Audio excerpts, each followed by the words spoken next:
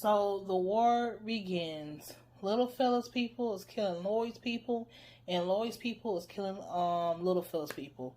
So now we are dealing with a whole lot of fighting and killing and death. So now we're going to Lloyd, and Lloyd is trying to enlist some help from his wife's side of the family. I guess they're into the same business Lloyd is into. And Lloyd's trying his best to get this uncle to help them fight this war against little fella and big fella. But he like, what the fuck? Like, what am I going to do? Like, you all up in these newspapers, and they're not going to come after you. They're going to come after anybody that look like you. And he was just kind of backing down, and then Lloyd's wife had to jump in and say, hey, they killed my son, allegedly. And when they get done with me and killing me and my husband, guess who they going to come after? You. They going to come after everybody. So you might as well get ready to jump in this war and be fine with us. Or you can get a surprise. So after she read him and snapped on him, he was like, I guess I gotta. So the mama is all in. And she just all in because she feel like her son is dead. And she like, I don't care what this war come out. I want justice for my kid. But back to what I was going to. You should never allow your husband to trade your kid for some power. You really thought kid in the box, little fella, big fella, and his people was going to willingly listen to y'all and agree with y'all and help y'all? Come on now. So now she all into the war. Now we getting tickety tickety boom. Tickety tickety boom feel good because, he killed the marshal. And he didn't bust the big fella, little fella, little tie-in. So he feeling good about it. Clearly, all them cots up in the office is dirty. Because, so, tickety tickety boom feeling good. He feeling like he the man again, da-da-da-da. But mind you, he was working with big fella and little fella. He was working with the Italians. And like the cop just told him a minute ago, be careful. Don't bite the hand that feeds you because it's going to burn when they come and get you. And that's what I'm thinking. I'm like, see, I told you, Ticky. I told you, Ticky. I told you to get that one-way train, that one-way ticket and get out of here. But no, you want to stay in Kansas and try to gain some type of reputation or your integrity. Honey, your integrity is washed down the drain. Baby, it's time for you to flee. Okay? It's time for you to bounce off. So now little fella calls tickety tickety boom. And he's just going off and he's all like, I got a bullet with your name on it, blah, blah, blah. So he's speaking tough guy shit to this Ticky. And Ticky just hang up the phone. Sometimes that's what you gotta do when a bitch wanna come on you with some tough shit. Like, just hang up the phone. Because I pissed them off even more because they couldn't get out what they wanted to say to you. So now he headed down to the Regal Beagle to go see Italian Doc. And Italian Doc is talking to somebody, I guess, from New York. And he tells little fella, like, New York is telling y'all to calm down. The war is just too nosy. But my thing is, aren't wars loud? But then little fella gonna say, oh, it's so nosy that I'm fighting for my fucking life. This is my... Didn't do this stuff. This is not me, y'all. I'm fighting for my life. Y'all killing me with this. I gave y'all 30 years of my career. Robert. 30 years of my career. Y'all trying to kill me. You're killing me, man. My life. I'm like, you killing people too. Like, you signed up for this war too. So now big fella's trying to talk little fella into like a lot of people dying. And I feel like little fella has this disconnect with his family because I hope they go into detail about what happened with him and the Irish, but he has this big disconnect with his family. I honestly, little fella can give a rat's ass what happens to either one of the groups. So we go to Lloyd's son. Lloyd's son is still on the run. At this point, he taking milk cartons off of people's porch because, well, he's boyfriending to the damn kids from Little Rascals or the Lord of the Flies, and they're stuck on the island by themselves. But so he's homeless. So now we go to Pearl. Pearl's talking to her mother, asking, do they have a curse in their family? And I guess she's trying to... It's this weird creature that keeps on following Pearl around. and her family. And I don't know if the creature is the guy that they great grandfather killed on the slave ship. And I guess they inherit a ghost. I don't know. Because she was kind of speaking in riddles to me a little bit. But their family inherited this weird spirit that follows everybody around in the family. And when Pearl asked her mother, do her auntie have it? The mother said he don't favor or he don't really like being around the auntie. But as we saw in the last episode, or 2 episodes ago, the auntie saw that spirit, the one that looked with his mouth shut like death. So now Pearl inherited him too. So he's around because I guess it's a death element. Somebody about to die, but I feel like Pearl is dead. I feel like Pearl's gonna fool around and get killed by Mayflower, but we should wait and see. So now Lloyd's oldest son that should have been fucking traded, he's at Pearl's house, and he tells Pearl's mom, I guess he's spending the night or something at the house, and the mother gonna tell him, I sleep real light, and I got a shotgun by my bed, like, hence, I should shoot you, but I highly doubt she would, because she signed over the deed to her house to Cannon, so she don't want that problem. But it's a romance going on between Pearl and that boy, but one gonna die, and I feel like Pearl gonna die, but we should wait and see, like I say. So now, Lloyd's son trying to flirt with Pearl. Pearl just gets up and said, where's your daddy at? Because I need to meet up with him. And he's like, my dad? Why don't you meet my dad? Because your dad owns the deed to my house, and I need to talk to him. So, next thing you know, they talking.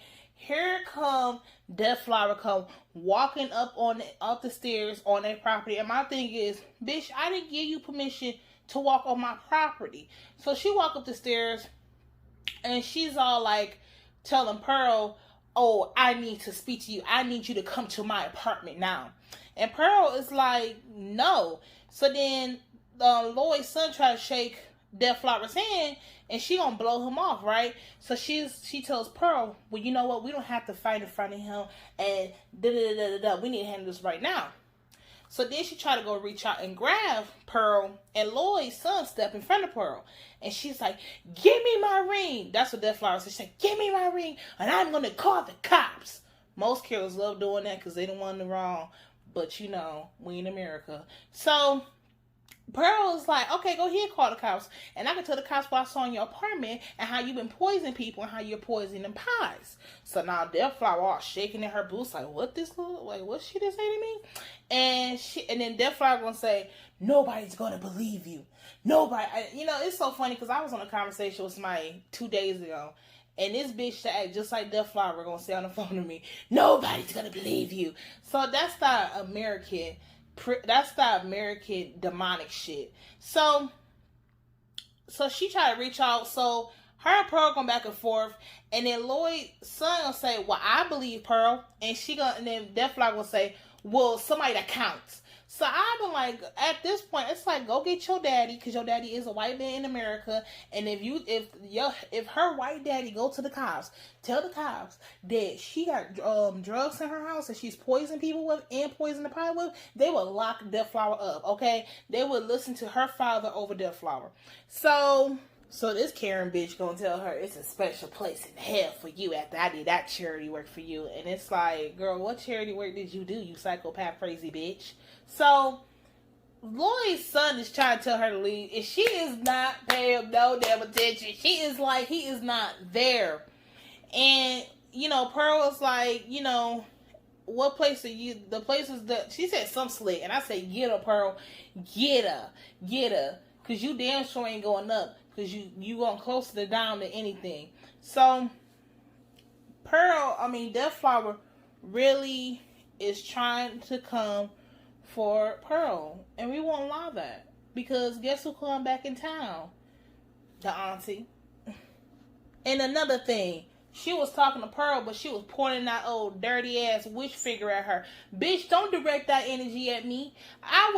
She pointed that figure, I would point that damn thing back. Don't direct your energy to come hit me. What's up? What's up? Like, I'll be like, don't put your finger in me. It's a special place in hell.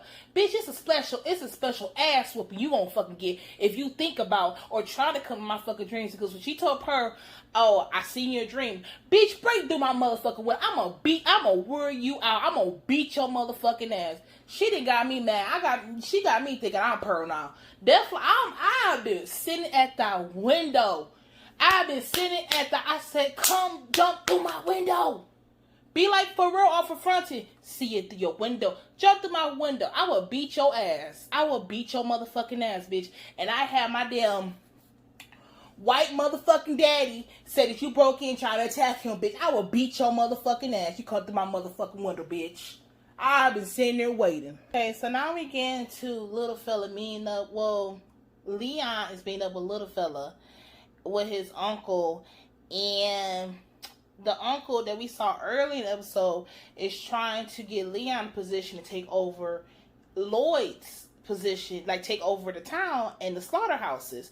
So I was like, that's shady as fuck, because y'all know damn well the Titans don't like you. And just like little fella said, he said, we don't make promises, we make deals. So that means a deal can be broken if I feel like breaking it. So while in the midst of them talking, here come little fella's father-in-law. He comes in. He's like, I need to talk to you now. So they walk out, and he getting smart with little fella. And he all like, since you don't, I'm going to say this real slow, since you have a low IQ, the wedding is over. Y'all out here being enemy one, da-da-da. So, and then he calls him greasy waps. So I'm like, did he just call him greasy wet-ass pussy? Did this man just say greasy wet ass pussy? That was funny that he called him that, because earlier little fella was like, damn, I haven't got fucked this hard since prison. I'm like, oh, what you trying to tell us? What you trying to tell us? You got some wet ass pussy. So the father-in-law talking real greasy to little fella, and big fella is good up and it's dock his ass, and then he gets back up, and then big fella's dock his ass again. I'm like, dog, at this point, when you come in to talk some big shit, you try to talk some tough shit to people, make sure you got some damn security, because you said they enemy number one, you said they fucking criminal, you said they dangerous. You can't go there by yourself talking tough shit and then get beat the fuck up. So they really ain't gonna take you fucking serious. So then he gets up and he runs out. So then big fella and little fella, like this episode's all like gushy, like, you know, you attack him for me, you gonna hit him for me,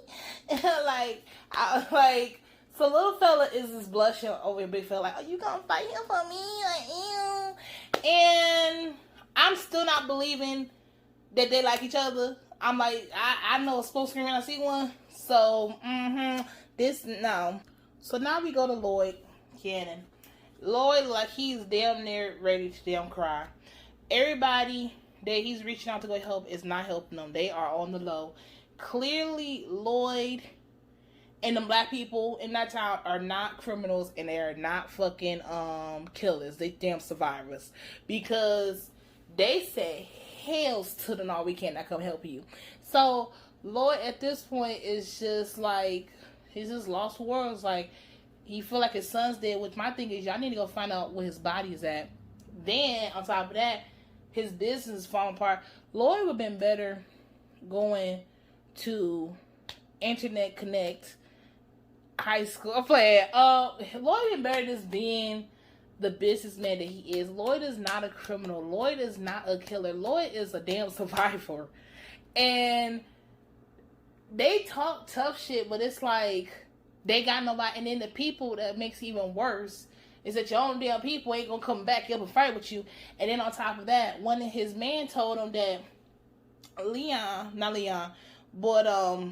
one boy that he whooped and Happy went to go see little fella and have a meeting. So we already know what that means. When they gonna have a meeting with little fella and big fella's people, that means we got some traitors that's trying to take my damn spot. So, and my thing is, if they hate Lloyd's guts, what makes you think they're going to like your guts? But I digress. So now we're going to Cannon's son, which at this point, Lloyd been better just damn near being a businessman, working in the community and just building up his status or something like that. Because this criminal shit is not for you, boo. So now we go to Lloyd's son. Lloyd is walking down the street, and all we can see is this car speeding down the street like they on Lovecraft Country. And while Lloyd's son is walking with Toto, these white guys pull over, and you know, they white trash, and y'all like, boy, what you doing walking down the street by yourself, boy? And they talking this tough shit, right? So they talking. Next, you know, Lloyd son got that gun that the rabbi gave him and pointed at him and was like, listen, I ain't no boy, and this is my motherfucking world, and you would not come up in here and try to pull up on me. I will pull your motherfucking bullets, bitch. I am the abandoned kid on the fucking block, bitch. My father trained me for some power. You don't think I'll blow your shit? So the guy started tapping his friend like, pull off. My thing is, Lloyd's son needs to find some type of where he can hide or something, because it is dangerous for him to be walking on these streets like this and stuff, especially like this deep in any part of America. Because honestly, I know, and a lot of people say the South is so racist, but honestly, I have been up the North my whole life, and the North is extremely racist too. So any part of America is very racist. So he really needs to find some type of cover somewhere. But, you know, you just really feel for the kid, because you're like, damn. Like, what the fuck is this? So now they are looking for Tickety Boom. Big fellas and little fellas people are looking for Tickety Boom. So right now they on the stakeout, and right now Tickety Boom is not coming to this place, and he's been getting rides from the cops. So now let's go to the brothers. So while the brothers are in the car doing the stakeout, they talking, and big fella tells little fella a story about this girl he had a big crush on when he was 11 years old.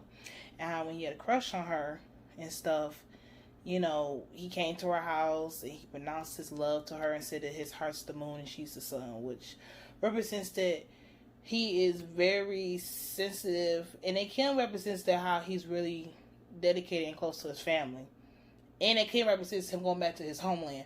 But let's go back to the story. So while they in the house doing what 11-year-olds shouldn't be really doing, her father gets home, and the father sees it, and the father just snatch big fella up, like snatch him up, like, what are you doing? So while in the middle of him snatching big fellas up, the little girl is hitting her father's back like, let him go, let him go, let him go. So while he snatched him up, big fella grabs a knife, well, not knife, but grabs his glass on the ground, because they bust the windows when the father grabbed him, and stabs it in the father's eye. So ever since after that incident, when he was 11 years old, his father sent him back to the homeland, to Sicily and all stuff. So when he was over there, he explained to little fella how he was 11 and a war happened. And when a war happened, the person that was watching him, the adults, they got killed in the process of this war.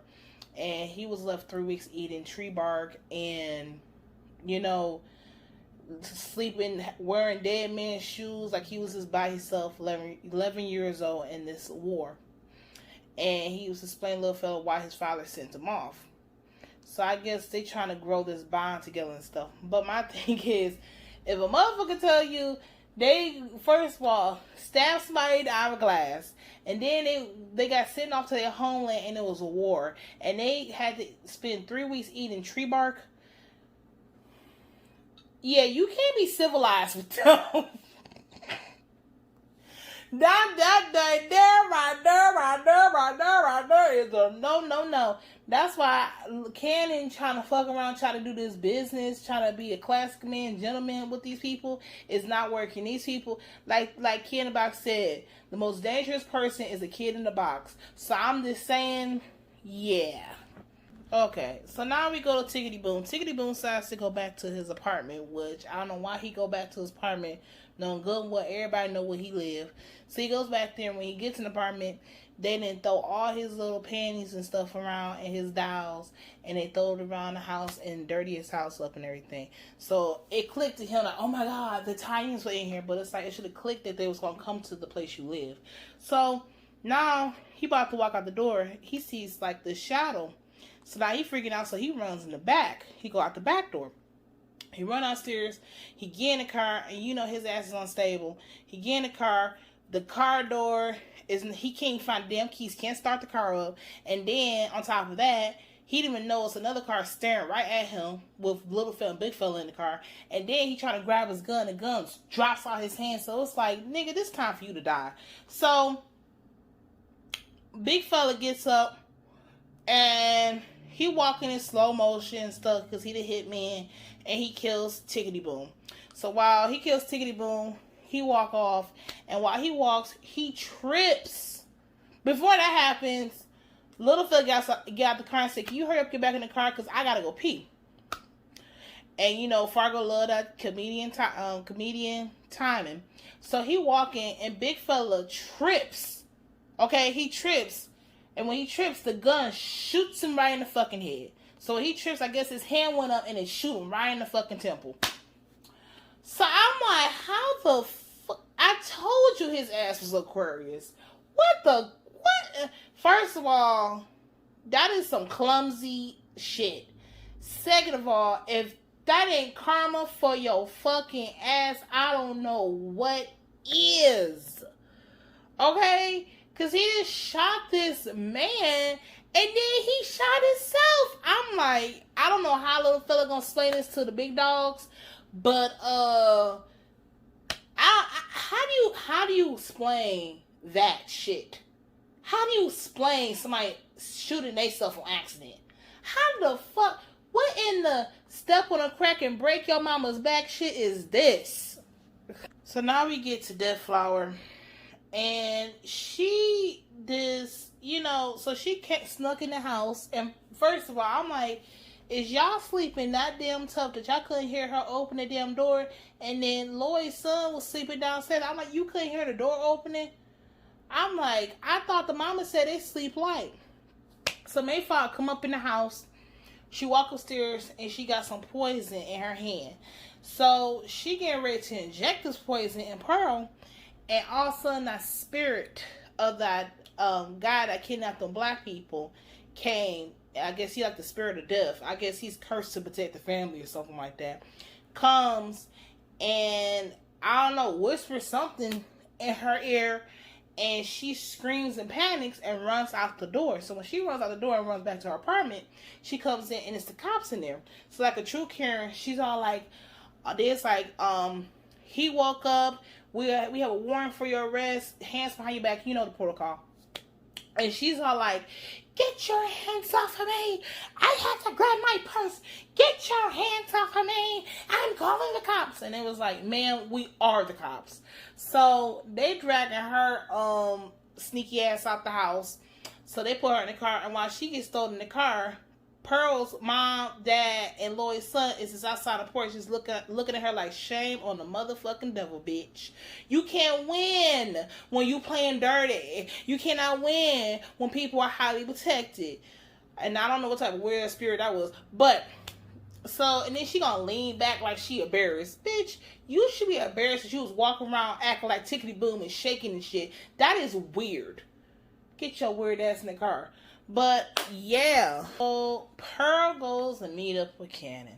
So, while she goes up and meet up with Cannon and come speak them different languages and school this man because she trying to get her parents to, for him not to have ownership over their house and they damn livelihood no more, like to be their slave. And she's just like, she schools them. It's like, they still have the deed. They don't want to pay any taxes. So clearly, you not really owning nothing. You just use a street cred. So, I'm just thinking to myself, because Lloyd gonna tell Pearl, he is like, I own them, and I own the house, and they ain't gonna get it over my dead body. I'm like, child, yeah, I'm thinking to myself, you about to be dead in about 30 seconds. And he gonna say, I might be dead in an hour. I said, yeah. I mean, either way it goes, Pearl wins because you a dead man walking. Your people can kill you or the Titans can kill you. Pearl saved the day, honey. She brought the bill and she brought the ring. So she told Cannon, I can help you win the war. And he said, if you help me win the war, you can have anything you want. And she explained how she went to a library and she did some research because she gave him the ring of little fella's father. Because she explained to Cannon it's a nurse across the street, Deathflower, that got arrested. So they gonna form out, put two together. That little fella had his father killed, and Deathflower helped him kill his father.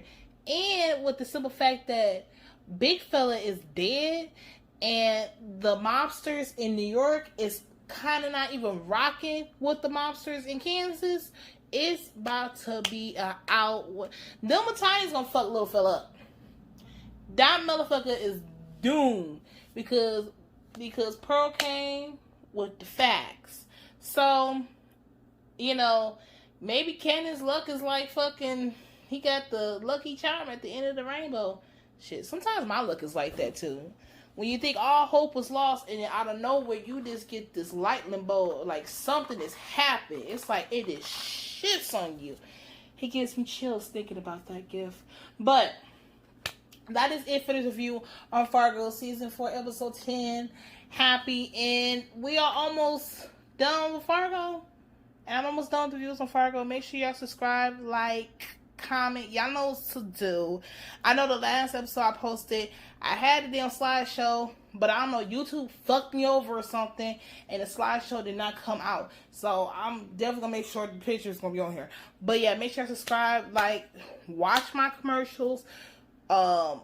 Support your content creators on YouTube. Support them, okay? Because sometimes the algorithm and YouTube don't support. But yep, that is it. So y'all know what to do.